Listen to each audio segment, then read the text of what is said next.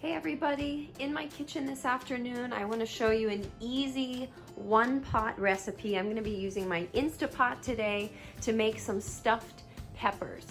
Simple recipe because all you need is one bowl. You're not going to even need to pre-cook or prep the quinoa.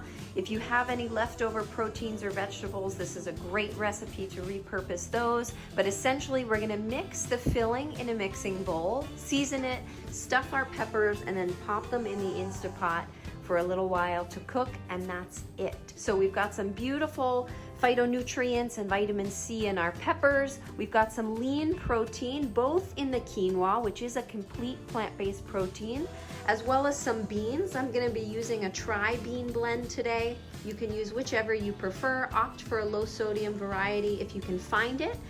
Drain and rinse before mixing. And then I'm also using some leftover, this is roasted chicken that I have. So if you have a raw meat protein of choice, you could also use a lean ground turkey or a ground chicken or ground beef. I have some leftover shredded chicken, so I'm gonna use some of that today just to repurpose. You could omit entirely and just go with your beans and quinoa. I'm adding a little feta cheese. If you have a queso fresco, that would be tasty as well. A reduced fat cheddar or a pepper jack would be nice on top.